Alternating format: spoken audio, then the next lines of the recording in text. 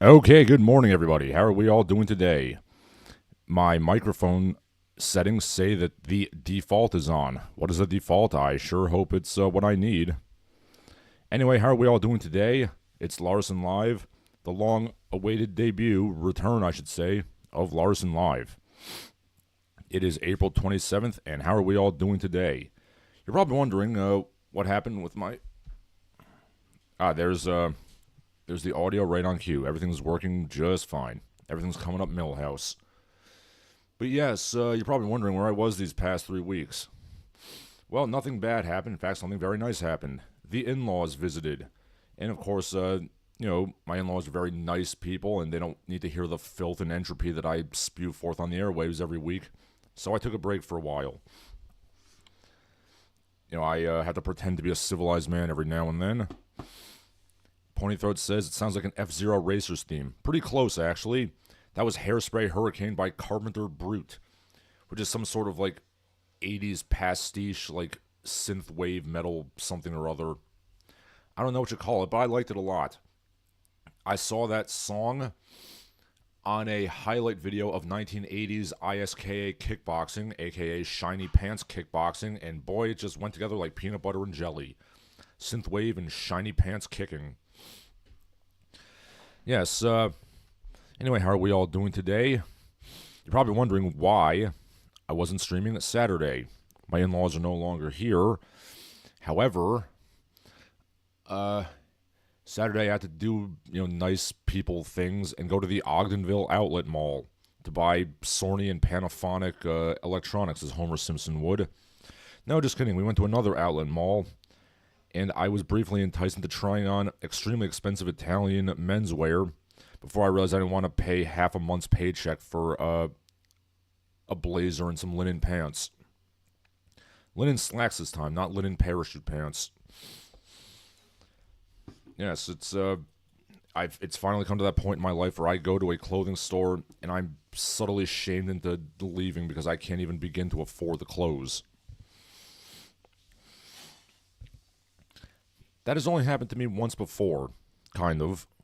Many, many years ago, I took a lady to a restaurant. And it was like the stereotypical fancy restaurant where you have little pips on a plate and it costs like $70 a plate. Needless to say, I paid for it that day, but not this day.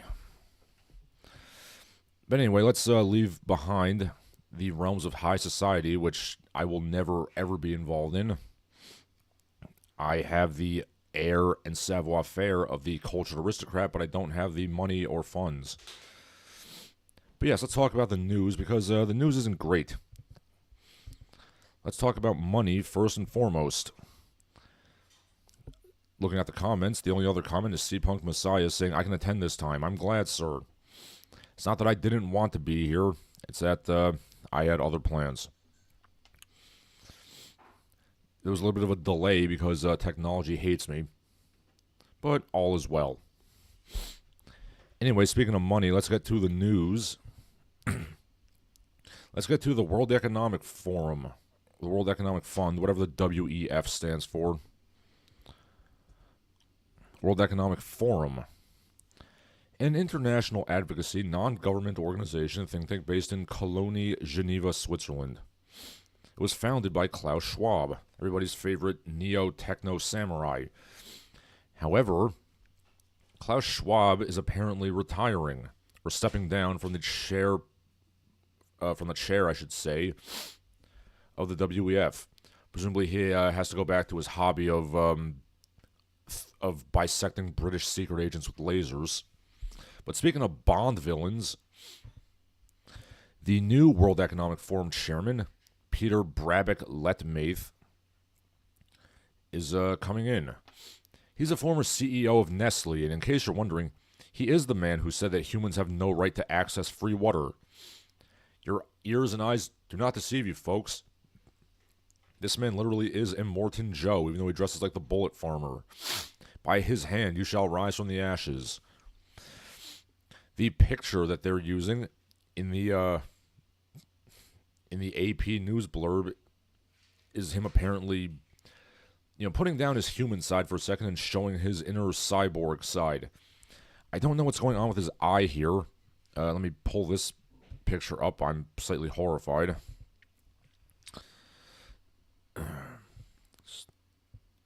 Give me a second here as I finagle this.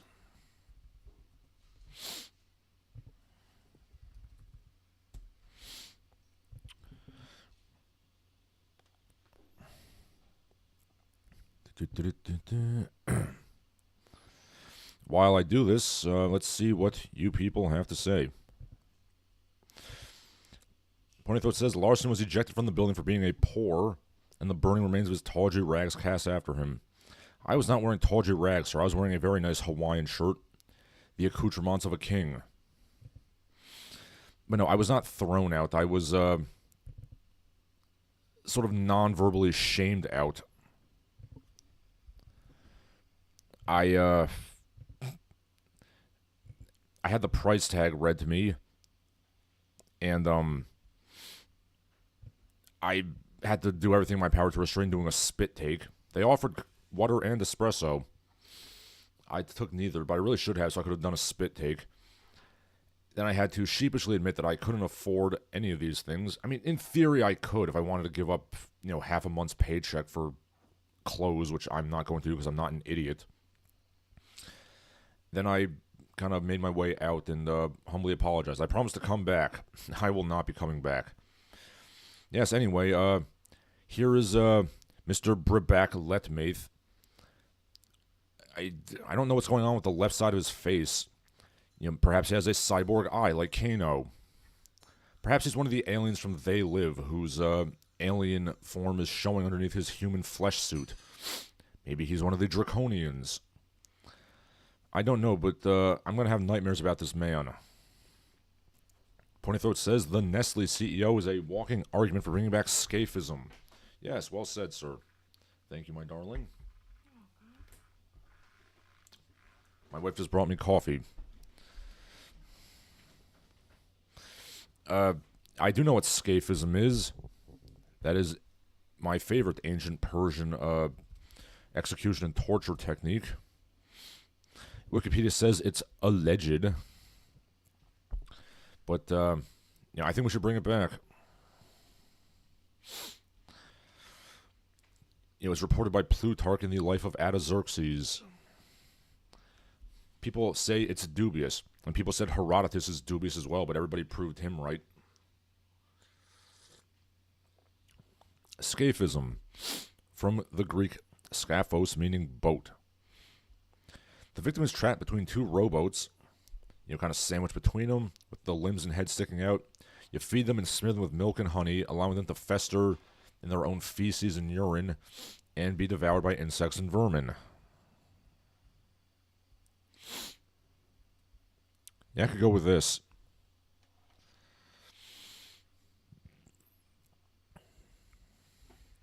H. Rider Haggard used scaphism as well, as did an episode of the Venture Brothers.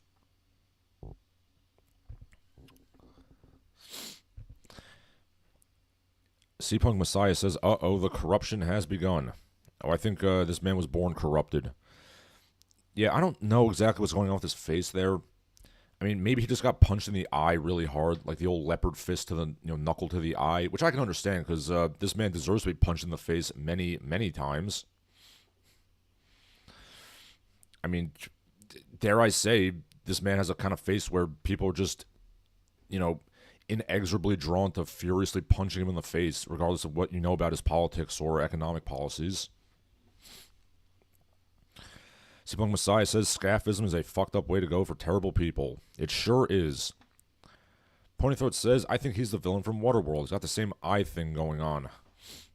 Yeah, possibly also the villain from Last Action Hero. Although I should take that back. Charles Dance is far too dignified to be involved with people like this.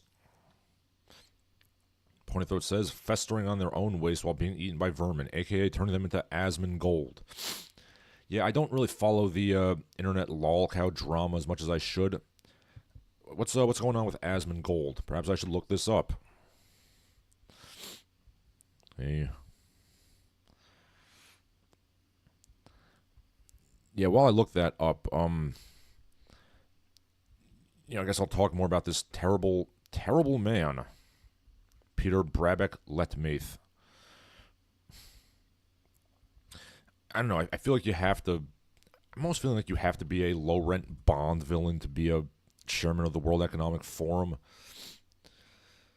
And yet, Donald Trump is the guy who has a job working for him.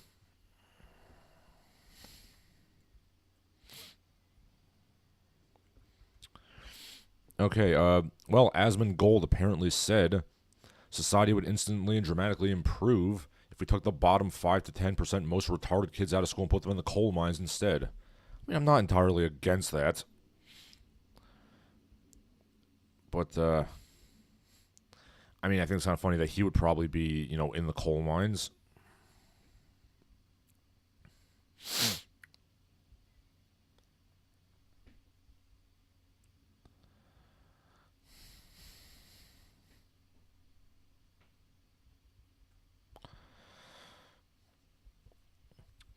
Yeah, people are responding to this by saying that you live in filth, you can barely take care of yourself, you got a bloody wall where you wipe your teeth. My God, how big are this man's teeth? I mean, yeah, I would support this because he himself would be being sent to the coal mines. But, yeah. Nestle, an almost cartoonishly evil company. We all need to, I'm sure we all know about the baby formula fiasco where they killed hundreds of thousands of people in the third world.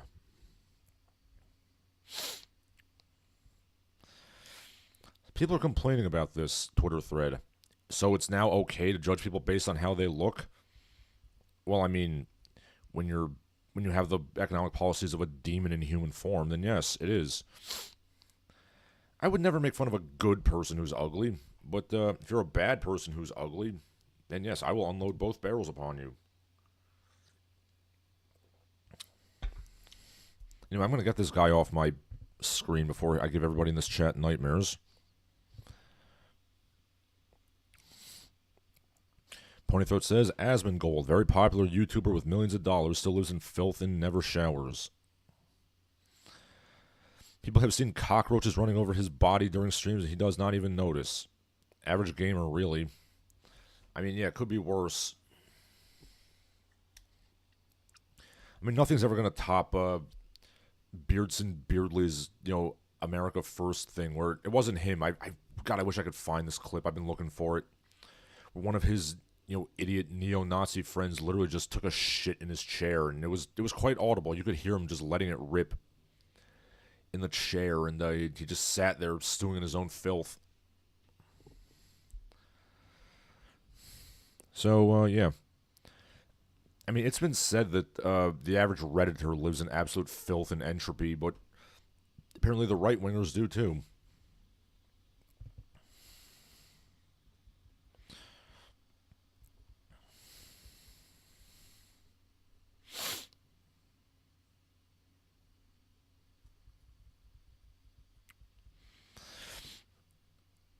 Oh, and also, Nestle literally gave children coffee-flavored candy to get them addicted to coffee.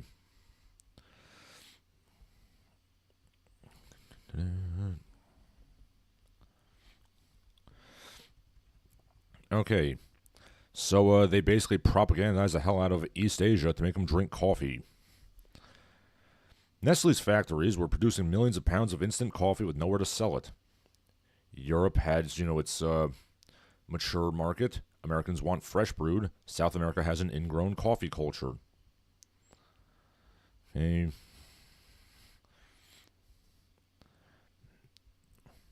Yeah, Nestle's grand plan was to basically inculcate Japan as a people of coffee lovers. A 30-year psyop. Okay. Yep. They went after the children. Making coffee-flavored snacks and cookies. And now Japan surpasses Canada and Australia in coffee consumption. In fact, they're actually, according to some stats, they're the highest coffee drinking company in the world. Even higher than the United States and Canada.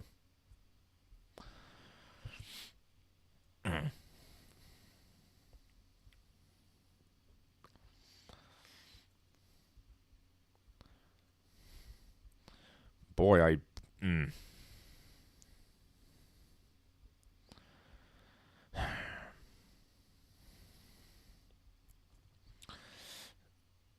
Yes, this is not good. Ian Kempster says, you got to do a video on King Cobra, JFS, and on Cyrax. I mean, I always preferred Sector to Cyrax, but whatever. Love to hear your takes on these lol cows. As I promise you, in the summer, I will make more scripted videos. I know that they are vastly more popular than the live streams, but unfortunately, I have to get good boy points by working a proper job.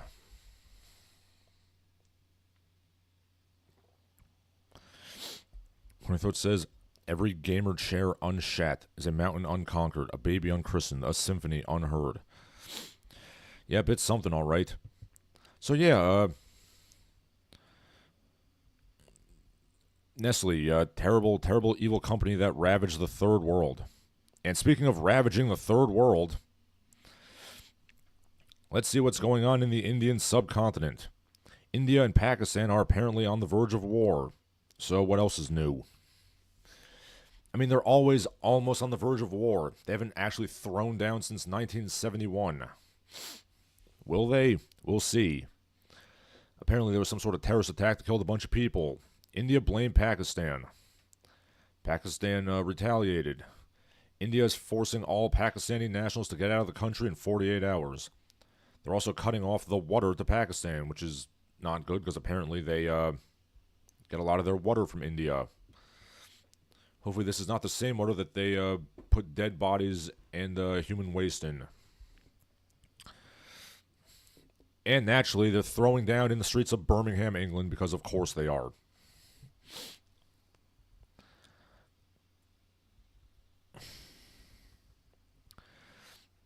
Now, people are, of course, making many jokes about how, this is going to be guys screaming, do not redeem the card at each other over the Hindu Kush.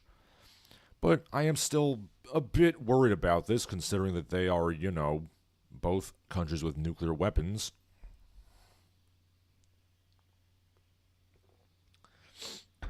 And no, contrary to the India, the worst country on earth AI documentary, I do not, in fact, want to burn the Indian subcontinent in nuclear hellfire. I'm not that sadistic.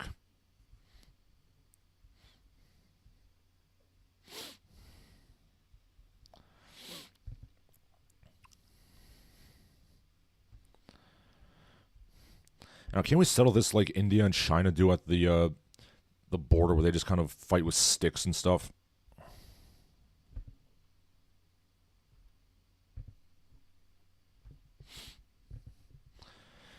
I mean, that would at the very least be more entertaining, if nothing else.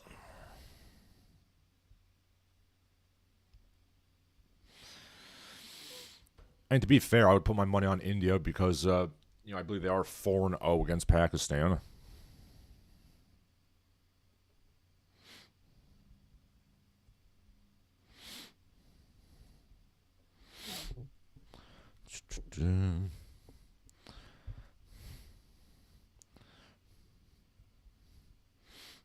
Yes, perhaps this will be nothing ever happening. Perhaps something will happen. Who knows? Let's check out some comments. Ian Kempster says, India and Pakistan about to go to war. You don't say. That's exactly what I said. Indian Kempster says, I figured India would have the highest number of coffee drinkers. That's where it was originally discovered, from what I've read. I thought it was Ethiopia. Time to go to Wikipedia and check on that. Yep, it's the Larsen stream. Blistering political takes and Wikipedia searches. Let's see. Okay, credible evidence of coffee drinking subsequently appears in Yemen in Sufi shrines. Okay. Yeah, it looks like Ethiopia and Yemen are where it originated, not India. I mean, I'm sure they drank it in India.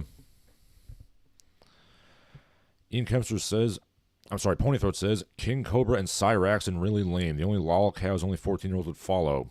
The popularity is no deeper than haha, he looks weird. Ian Kempster says, they're absolute train wrecks. Ponythroat says, Pakistan is like a physically cleaner but socially filthier India. I mean, I'm not going to make a comment on that.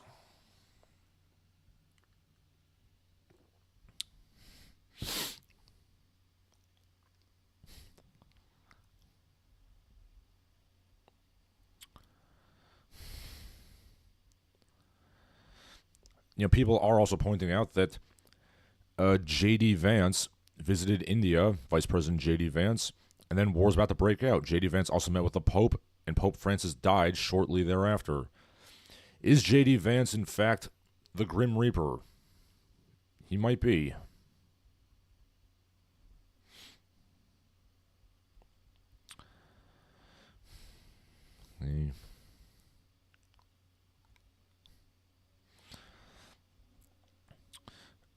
Okay, and then I see a video clip from TikTok of what a war between India and Pakistan would be like, and it's just these two Indian men bitch slapping each other in the chest. I don't know what style of fighting this is. I mean, India does, of course, have its native, Kalari Payatu martial art, but I don't think this is part of it. I don't remember seeing Salat in issues of Berserk fighting like this. Like, weird elephant trunk bitch slapping. Okay, and then there's a clip of Indian draftees having their balls palpated, but I don't know what the hell's going on. Yes, anyway, on April 22nd, gunmen opened fire on a group of tourists in Pahalgam, Kashmir. 26 people were killed. The group Kashmir Resistance claimed responsibility. Is that an independence movement? Probably. India says Pakistan was goading them into it or funding them. Pakistan says no.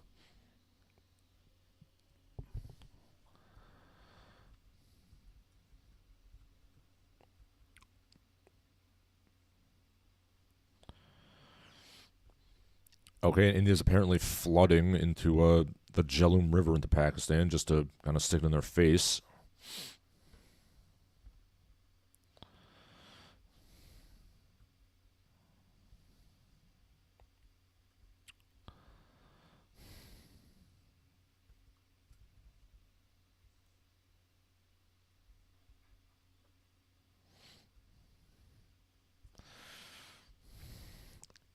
Oh, I'm sorry, they weren't fighting in Birmingham, they were fighting in London. My mistake. Okay. C. Punk Messiah says, King Cobra's attempt at making alcohol is absolutely vile. Oh, I'll have to check that out. I mean, I've only ever made burning ethanol, which burned okay. When I was at the Science Museum. Ponythroat says, JD met the Pope and the Pope died of cringe. Yeah, probably. He seems a bit cringy, Mr. Vance.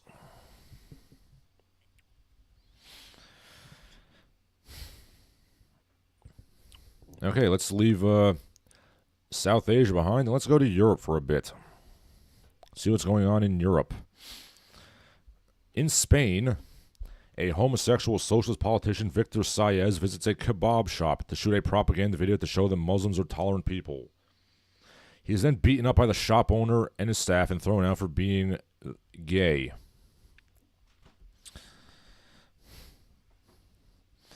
Not sure what exactly he expected to happen there.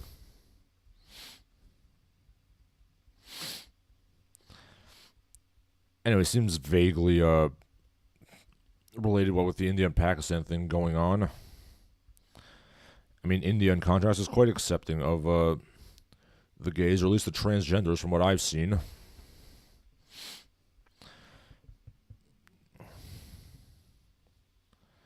Okay, Ponythroat says, Kashmir Resistance sounds like gay punk album from 1988. I mean, wouldn't be surprised if The Clash did something like that. Personally speaking. Let's see, what else do we have going on here? I don't have too much in my bullet points. Just, kind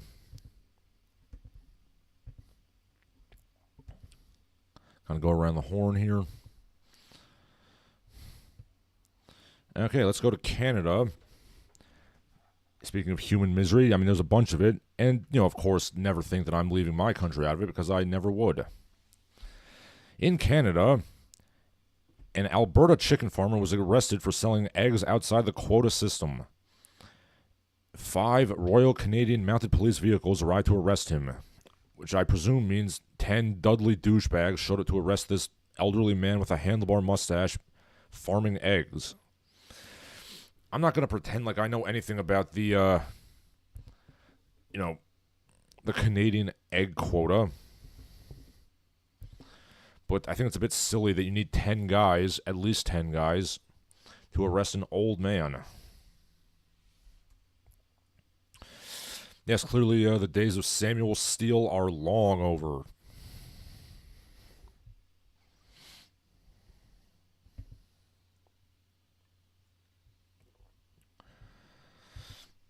Somebody asks, what is an egg quota? In Canada, dairy and eggs are under supply management. It exists to avoid the American problem of overproduction and waste. Poultry marketing boards are quite strict on production and selling.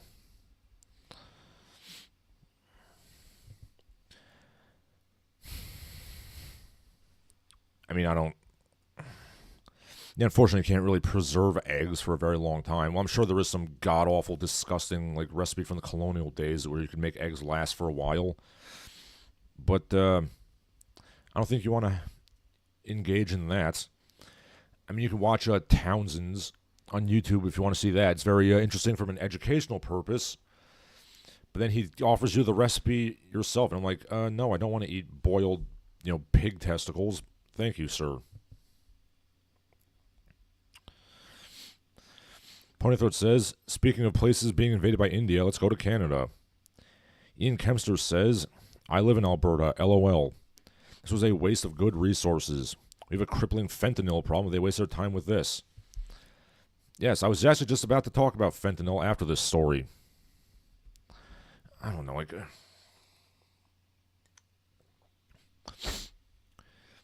this is why I'll never be one of those back the blue, cop bootlickers. Because so many cops are like this.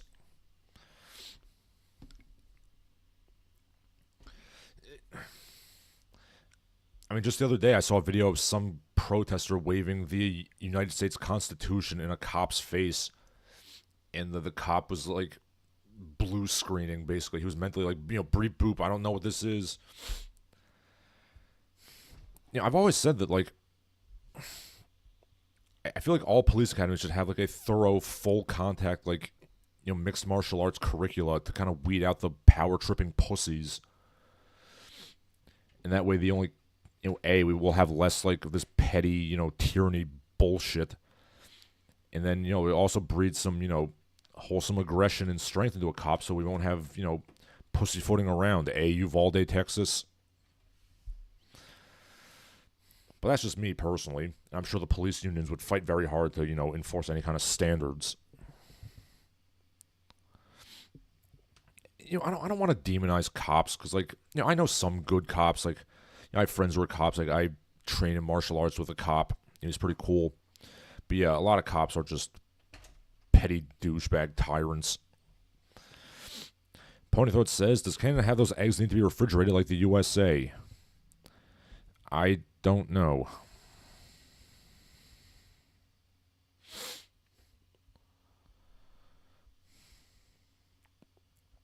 It does make me laugh when people are like, oh, America sucks, I'm going to leave. Yeah, where are you going to go to? It doesn't seem like any other country is that much better, to be quite honest. Yeah, everything sucks. You wake up in the morning and things suck. But speaking of America, at least somebody's got an idea. Speaking of fentanyl also, a mayor in California says, I want to give homeless people all the fentanyl they want.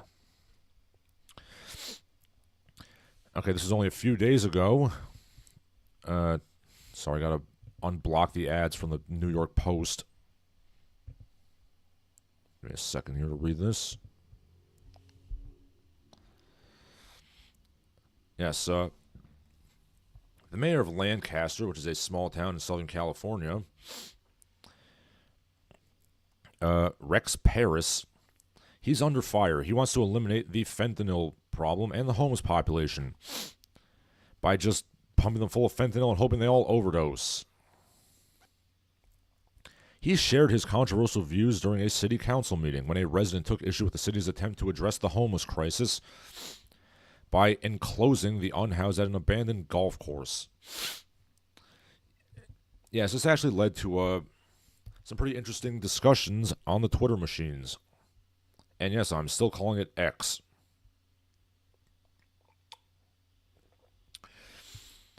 Now, before we discuss this further, I will like to say that I have essentially met an actual whimsical hobo not too far from my home. Well, I mean, he doesn't have the bindle and the harmonica, but he's a very nice, polite guy who bathes when he can and, isn't a screaming, brappy derelict. So that raises the count of nice homeless people I've met in my life to 2. But they're vastly outnumbered by the brappies.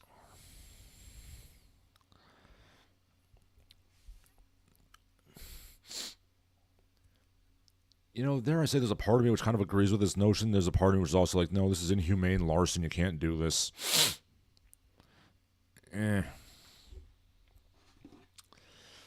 a difficult issue. See, the problem with a lot of homeless people is that, not all of them, but some of them really just kind of bring it on themselves. So they've basically alienated every single connection they could possibly have. And some of them actually do prefer to live on the streets like the screaming derelicts that they are.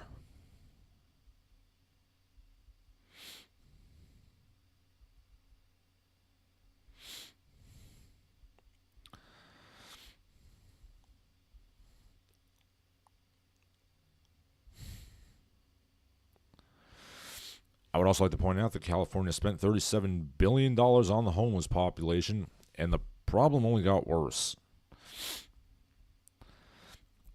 I would also like to point out that there are homeless shelters and soup kitchens basically everywhere in every city, and yet some people still refuse to go.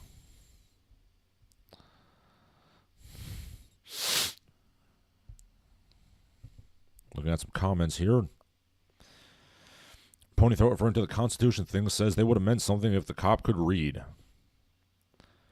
Ian Kempster says he wants to eradicate the homeless. And what kind of monster abandons a golf course? I don't know. You think people could be using that golf course? Or at the very least, people could be using it for non-golf activities. But apparently that wasn't an option.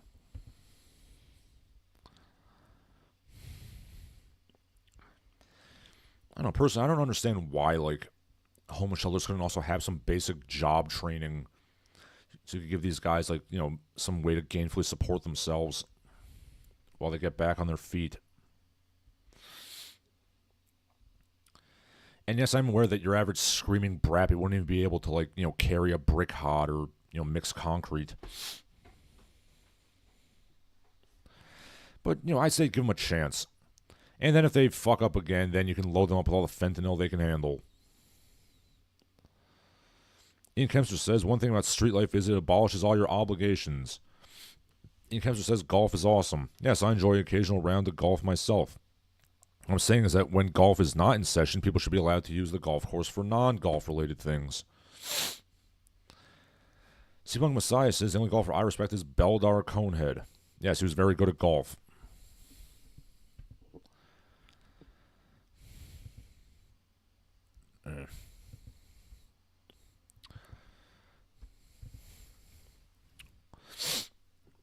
I try to be sympathetic to the homeless, but boy, they make it hard sometimes.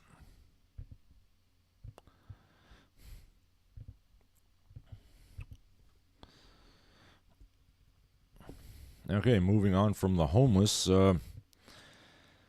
let's talk about the education system. It's not great. Okay, from Reddit Teachers, which is a website that I get a lot of information from, not information, but, information. Jesus Christ, I can't talk today. Not information, but anecdotes to see that I'm not alone in my dismal opinion on the education system. From our teachers, my high-achieving students are beginning to notice their hard work doesn't matter. I'm a 6th grade teacher in an SBG district. SBG refers to standards-based grading, which is where you have a rigid standard you're supposed to meet for your grading. We're not allowed to take any points off for late work. I know the feeling. And I'm not allowed to give extra points based on creativity and visual appeal on a project. Well, this means that one kid who has a poster with nothing but words written in pencil gets the same grade as the kids who went above and beyond. The smart kids are beginning to notice that the kids who turn things in late face no consequences. Yes. And the kids who do the bare minimum get the same grade as them. One of them said to my face, "How is it fair?" I didn't know how to respond appropriately, so I asked the administrator, and he told me, "Tell them life isn't fair." Of course, the fact that you can't say life isn't fair to the shitty kids who turn in work late, that's not an option, apparently, because we're basically a communist country now. I have kids catching on to this, and they have started doing the bare minimum. Why would you work harder for the same amount of credit? I can't blame them. I don't know how to solve this problem because, scare quotes, if it's not a standard, it can't be graded. Yeah, so fun fact, I have a girl in one of my classes who's very smart. She gets her work done quick. She does it acceptably, and then she just kind of reads in the back of the room the rest of the time. And by God, I let her do it. She's not bothering anybody, and honestly, I'd do the same thing if I was in a shitty school like that. The parents tell these kids, well, when you get to college and the workplace, they're going to stop coddling and start grading good. No, they don't. America revolves around placating the bottom quintile. Give me 1 second, I got a text.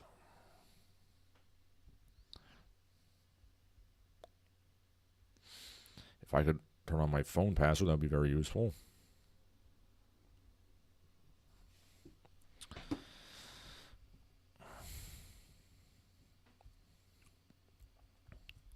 Yeah, people are saying it matters in the real world is the answer you give your kids. But it doesn't.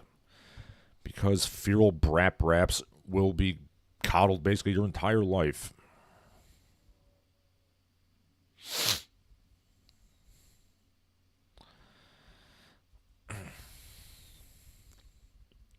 Yeah, Wanye Burkett put it best. The most important thing you'll learn by attending public school, other than how to street fight, from my experience, is that we are all at the mercy of the bottom quintile. The rules you follow in life will be based on the behavior of the bottom quintile. You pay taxes to support the bottom quintile. The greatest risk to your life and health and property come from the bottom quintile. The reason we don't have walkable cities and public spaces is because you have to allow the bottom quintile to be there. Zoning laws are developed for fear of the bottom quintile. It's best to learn this early and accept it. Yeah.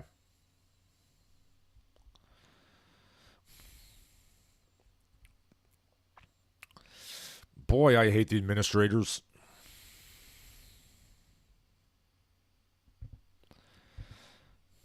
Okay, Ian Kempster says everybody gets the trophy mentality.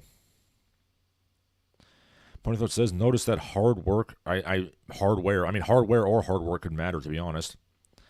It does not matter much as an accurate observation to have that is true beyond school. I mean, I guess if you want kids to learn about how much the system sucks, then yeah, I guess public school works for that. But yeah, kind of related to public schooling. They did another poll where they asked random American people about their opinions on various medieval topics. Americans have favorable views of castles, 75%, and chivalry, 64%, but not of the Crusades, 32%, or the Inquisition, 16%. At the bottom was the Black Plague with 9%. I mean, as terrible as the Black Plague was, it did kind of have good results in that it basically ended feudalism because workers could demand more rights. It also helped end the power of absolute monarchs. Yes, believe it or not, if you decrease the amount of participants in the labor force, you increase wages. But of course, that's communist talk because Americans have to compete against the entire third world for jobs. That's fair.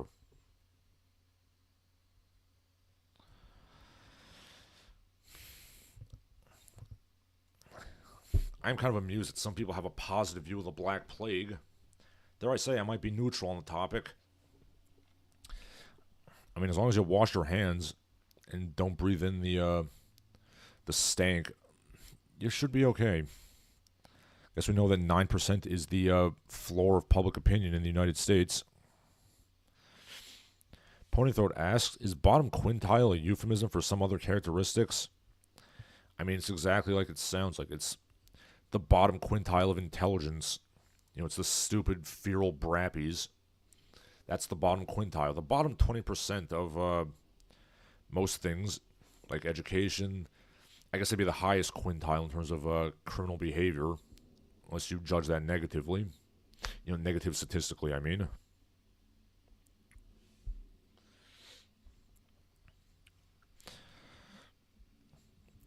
Ian Kempster says, I thought Henry V ended feudalism by inventing Parliament. Well, I mean, yeah, but like it's also sort of these things wouldn't have happened if the Black Plague hadn't killed like half the population, which meant workers could like stand up for themselves.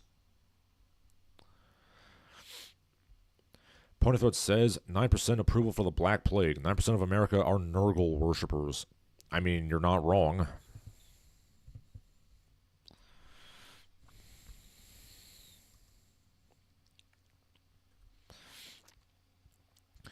I'm a little upset that Gregorian chanting was only 36% approval. I like Gregorian chant, personally. Gregorian chant had a bit of a vogue in the 90s for some reason.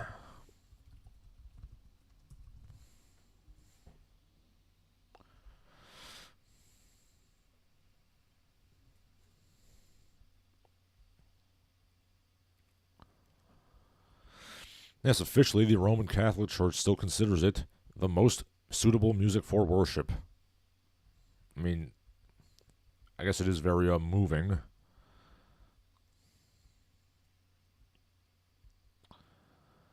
Let's see. Also know that certain minor fifths were considered devil music, and we can't have that.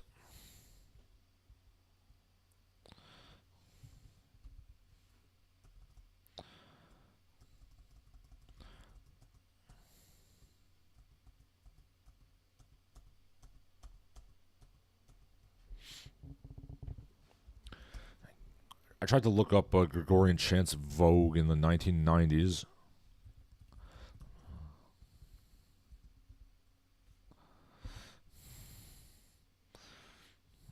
Yes.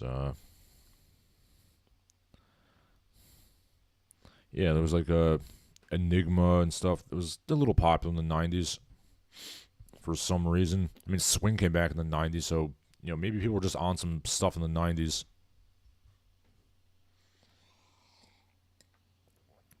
Seapunk Messiah says Gregorian chants are calming and pleasant to hear. Indeed. Ian Kempster says the appropriate song for worship is a song in your heart for the love of Jesus. Yes, how moving, sir.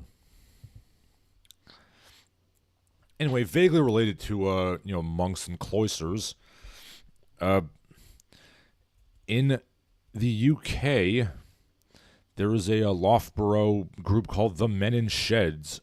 It was an organization designed to give lonely men a space to socialize.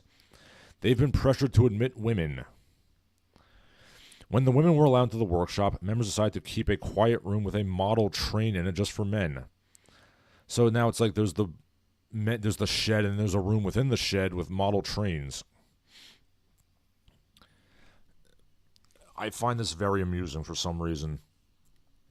Andrew McNerney admitted there was some resistance to becoming a mixed group. He said there was apprehension, but in all honesty, it's turned out well. We, the men, escape now and again to the quiet room, have a chat, and weigh things up. It's a lovely atmosphere, and it's been good. I don't understand, why women would even want to be involved in this. We put the pressure on to join Men in Sheds. Did you? Member Brenda Needham said, I asked my husband all the while, why can't we join? Bitch, it's called Men in Sheds. Now it's 50% women and we love it. Great, thanks Brenda, you ruined everything.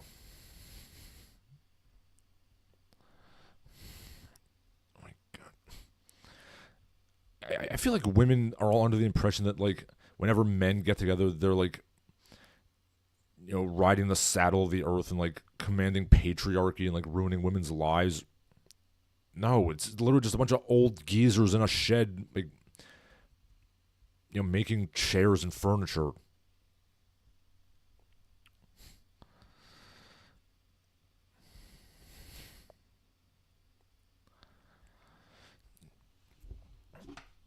I don't know. Is there some kind of like inherent urge where you see a group of men congregating? Like, not all women, but some women are just like, I need to ruin this. I need to just get up in there.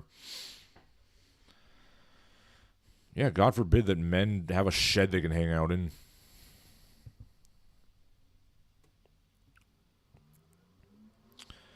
Ponythroat says they probably don't like it because Greg is not a liked name anymore. Referring to Gregorian chants. We're beyond that, sir. We're talking about men in sheds. Yes, the Charnwood group is now named Men and Women in Sheds. I mean, it's a nice project to reduce loneliness and isolation amongst elderly men. There's more than 1,000 Men in Sheds projects running across the country. Well, it's it's good for them. I'm sure in England they have some equivalent to like the Elks Club or the Rotary Club. I've toyed with the idea of joining one, but I don't know, I just don't have time to do men's clubs or really much in the way of clubs at all. The fezzes are nice though. I refuse to join any fraternal order that doesn't wear fezzes, to be quite honest.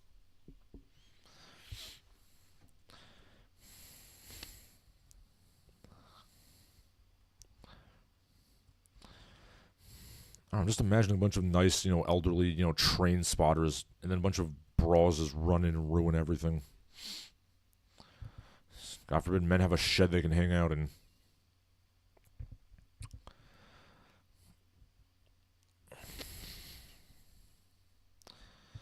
Okay, so that about does it for my prepared remarks. As we would end on a light note.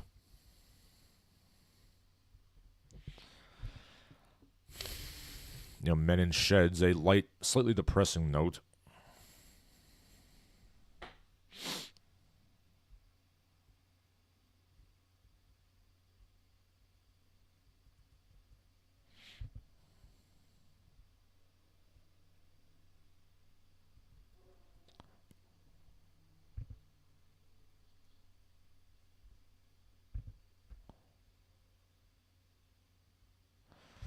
Now you can say your last pieces now if you want. Ian Kempster says, "Thank God we still have the Freemasons." Yes.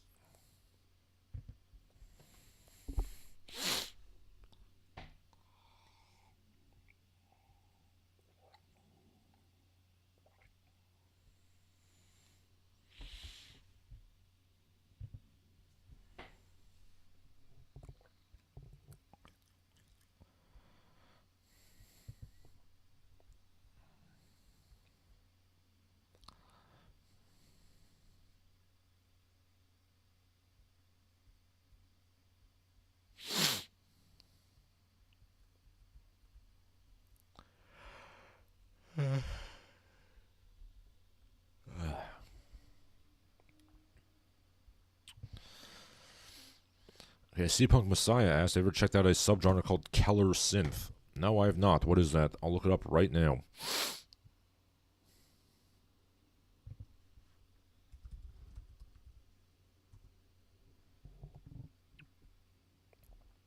A Tanzelcore, Hexenmeister. Looks kind of interesting. I might have to check it out. It's basically black metal with drums and synths on a lo-fi manner. Interesting. I mean, like thematically what it looks like already.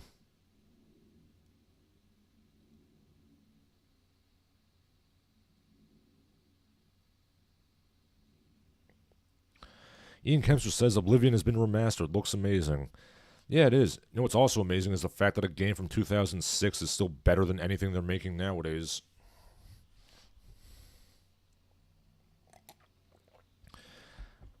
I mean, have they added anything new? Because to me, it looks like they just kind of beefed up the graphics and stuff.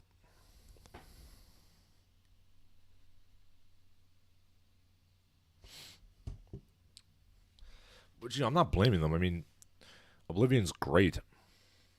I mean, I prefer if they remastered Morrowind, but that's just me.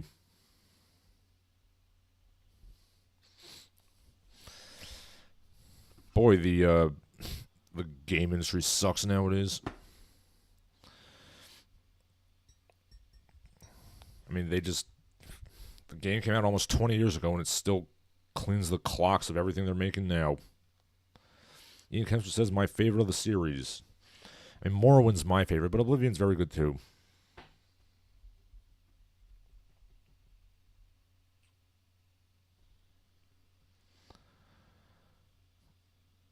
Punk Messiah says, Kellerson was started by a heroin addict edgelord from Germany. Interesting.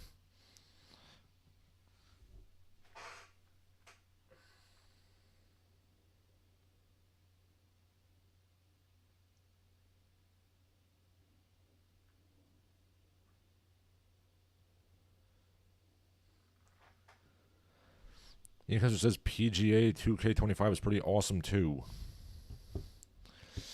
I mean, I haven't played much in the way of golf games. I mean, there's the NES Golf, which is pretty good.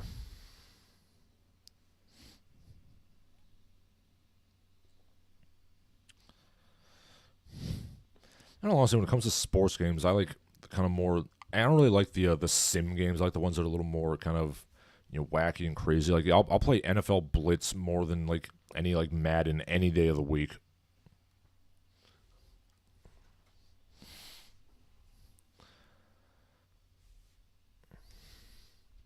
Yeah, give me NBA Jam over the 2K series any day of the week. Then of course my favorite football game of all time is Pigskin 621 AD because it's the only football game I know where you can stab people to death. But that's neither here nor there.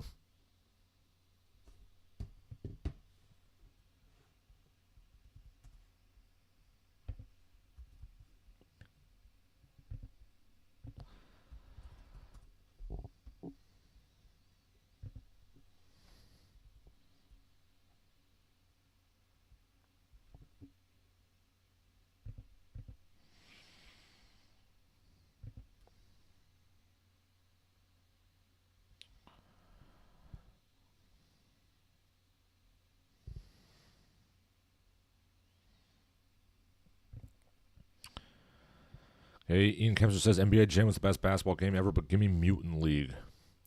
Yeah, like, I don't know. If I wanted to play a realistic sports game, I could just go outside and play sports. Yeah, give me Mutant League, NFL Blitz, Pigskin 621, Blood Bowl. Yeah, that's the shit right there.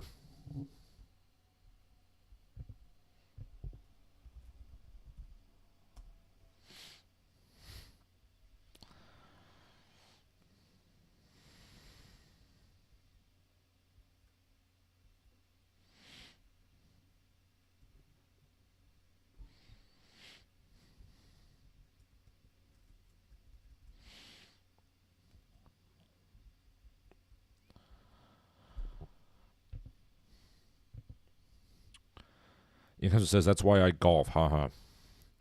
Yeah, I mean, I'll go out. And I practice martial arts. I'll go out on occasion. I'll throw the ball around. Shoot some basketball. But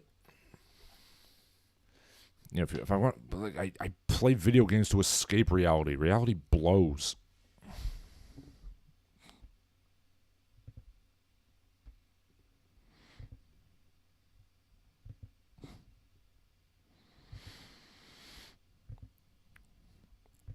All right, and I think that's going to be it for today. So for Larsen Halleck, this has been Larsen Halleck. All of you have a good day.